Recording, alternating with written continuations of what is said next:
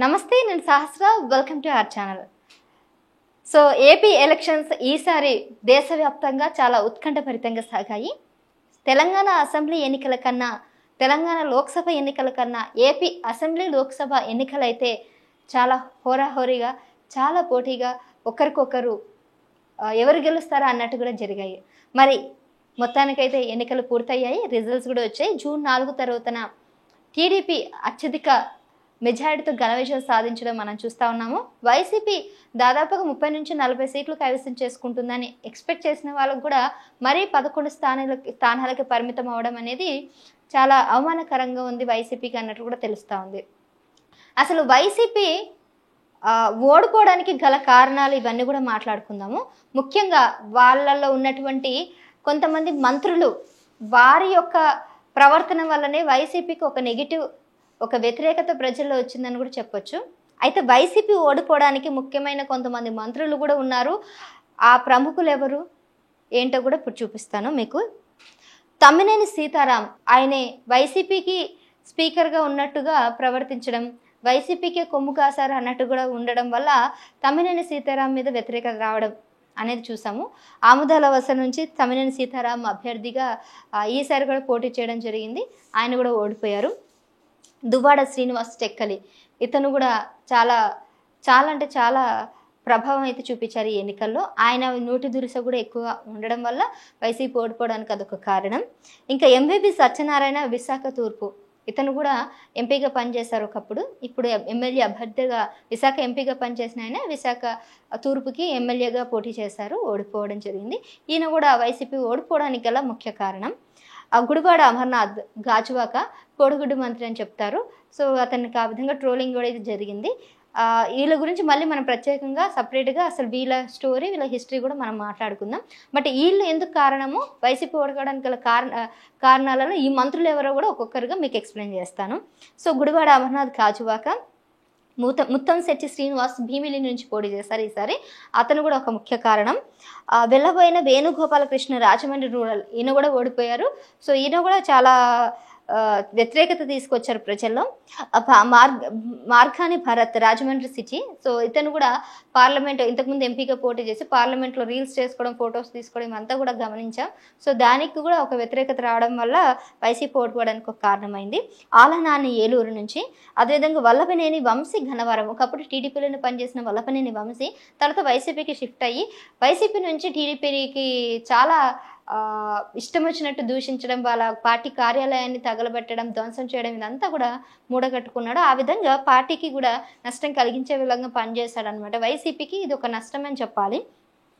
కొడాలి నాని గుడివాడ, ఎప్పుడు కూడా ఒక నోట్లో అంటే చదువులేని వ్యక్తిలాగా నోట్లో ఏదో ఒకటి వేసుకొని మాట్లాడుతూ ఎవరిని ఇష్టం వచ్చినట్టు వాళ్ళు మాట్లాడడం, పార్టీ యొక్క ప్రతిష్టల్ని దెబ్బతీయడానికి ఈయన కూడా ఒక అందుకు కారణం అని చెప్పాలి.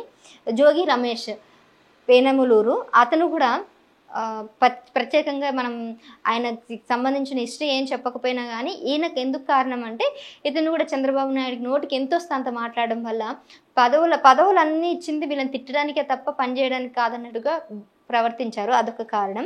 మేకతోటి సుచరిత, సో ఇప్పుడు నేను ఇంకా కొంతమంది ఫీమేల్ లీడర్స్ కూడా ఉన్నారు, ఫీమేల్ మంత్రులు కానీ అభ్యర్థులు కానీ ఎమ్మెల్యేలు కూడా ఉన్నారు, వాళ్ళ యొక్క డీటెయిల్స్ కూడా చెప్తాను.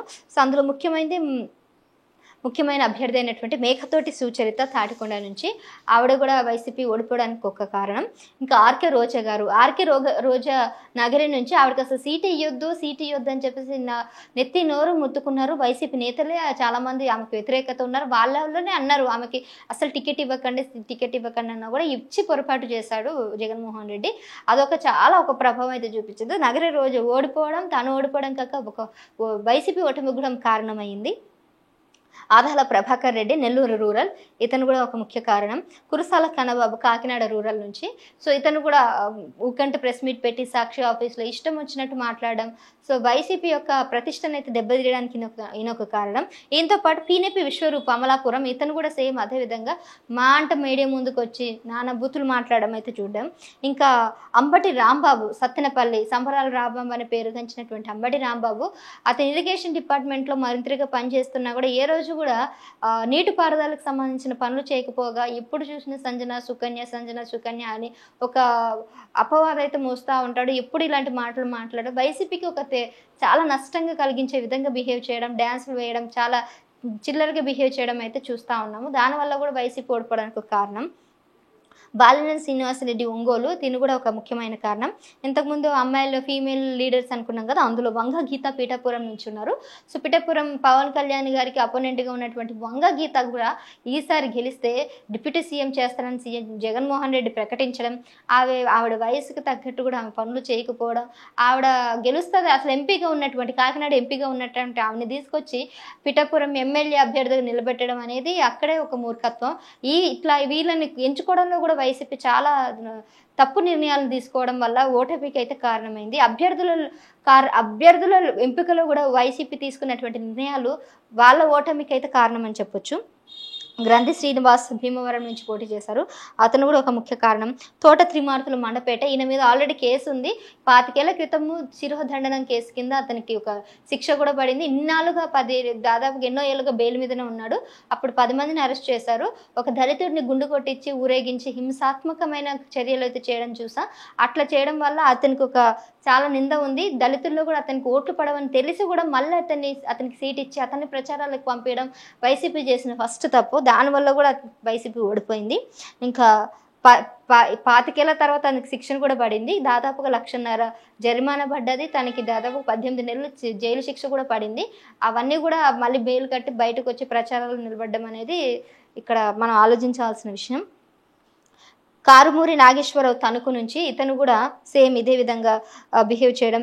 ఇంకా విడుదల రజని గుంటూరు వెస్ట్, ఒకప్పుడు టీడీపీలో ఉన్నటువంటి విడుదల రజని మా సైబర్ మొక్క అన్న ఆవిడ అక్కడికి వెళ్ళి టీడీపీ మొక్క ఆయన నాటి చంద్రబాబు నాయుడు నెట్టిన సైబర్ మొక్క అన్నటువంటి విడుదల రజని అక్కడ వైద్య శాఖ మంత్రిగా వైసీపీలో ఒక్కరోజు కూడా వైద్యంకి సంబంధించిన ఒక్క పని చేయకపోగా ఆవిడ ఎప్పుడు కూడా ఆవిడ మేకప్ సుందరి రెడీ అవ్వడానికి ఇవి చేయడానికే తప్ప పెద్దగా పట్టించుకోవడానికి వైద్యంకి సంబంధించిన మంత్రిలాగా లేరా అని కూడా ఆమె మీద అపవాదాలు ఉన్నాయి.